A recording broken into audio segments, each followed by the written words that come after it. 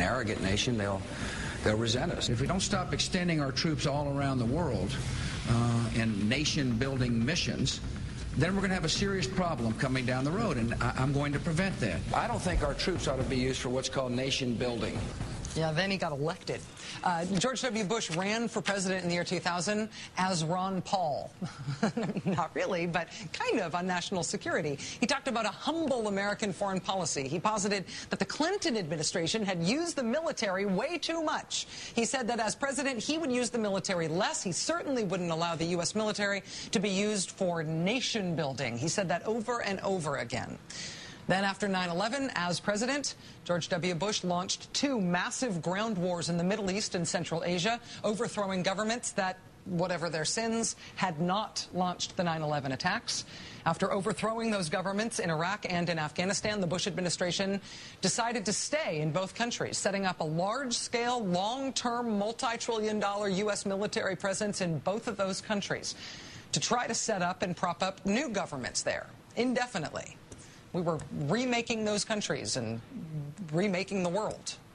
The United States of America is the preeminent military power on earth.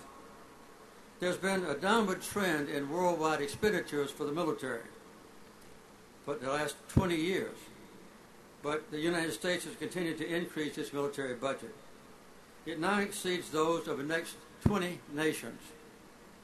The second largest military budget is China's, which is just 1/6 as large as ours. So the only arms race is one that we are having with ourselves. One reason for this enormous expenditure of funds is that 300,000 of American troops are stationed in more than 120 countries, with military bases in 63 of them. And since I left office, American presidents have used these military forces in combat about 50 times in foreign countries. 14 of these have been major engagements. It's good to know that our defenses against a conventional attack are impregnable, and imperative that America remain vigilant against threats from terrorists.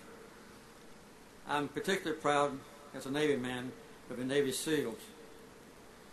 In addition,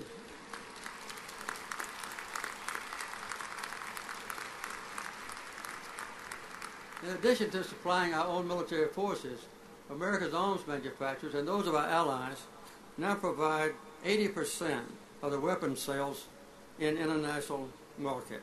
80%. We are therefore assumed to be the world's superpower. But as with a human being, a nation's admirable characteristics are not defined by physical prowess. Looking to the future America that you will shape, your graduates, we might ask, what are the characteristics of a superpower? Once again, they might well mirror those of a person. It would include a demonstration, commitment to truth, peace, justice, freedom, human rights, generosity, and utilizing the innate characteristics or talents of every citizen. There is no inherent reason that our powerful country cannot be the international paragon of these virtues. Whenever any people in any country face a challenge or a problem, they should naturally look to Washington as a partner or as a sterling example. Our government should be known as opposed to war, champion of peace, dedicated to the resolution of disputes by peaceful means, and whenever possible, eager to exert our tremendous capability and influence to accomplish this goal for others. At this time, however, many see us as the most warlike of nations. We should be seen as the unswerving champion of freedom, democracy, and human rights, both among our own citizens and within the global community. All too often, though, the United States has been in bed with dictators.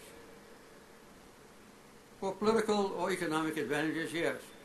In Latin America, in the previous century, and more recently in the Middle East. America should be the focal point around which other nations of all kinds could marshal to combat threats of global warming and to enhance the quality of our common environment. We are now one of the most recalcitrant in dealing with this major challenge. We should be in the forefront of providing humane assistance to people in need, willing to lead other industrialized nations in sharing some of our great wealth with those that are destitute. Americans are surprised to know that we give less than 1/4 of 1% of our gross national product for humanitarian assistance. Another more recent development since I left office is that Americans now have a higher chance to be in prison than any other citizens in the world. 21% higher than Russia, which is second, and more than 5 times as great as the average country in the world. In addition, our people should be blessed with universal health care and a superb system of education. Our government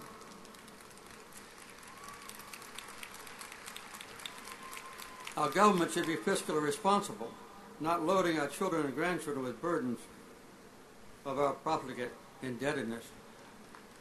I'm not criticizing or condemning the nation I served in the military and political office, which I really love, but to outline some of the combined challenges and especially opportunities that you face as future leaders. In achieving all these goals, our great country should strive to cooperate with other nations, most of which share these same fundamental ideals. We should also be willing to communicate with those who differ with us on some issues. Recently, for instance, I've been in Cuba and just got back from North Korea, and in North Korea we won't even talk to them. In achieving all these goals, our great country should strive to cooperate with other nations, most of which share these same ideals. As I said, there would be no real sacrifice in exemplifying these traits. Instead, our own well-being would be enhanced by incurring maximum trust, admiration, and friendship among other peoples. At the same time, all Americans should be united at home in a common commitment to revive and nourish the historical, political, and moral values that we have espoused and for which we have struggled in the past 2.5 centuries. As we constantly explore new ideas about how to use barometers to measure the height of a building, as well as about personal and national issues, we should also always ask ourselves the question that Admiral Rickover proposed to me as a young naval officer. Why not the best?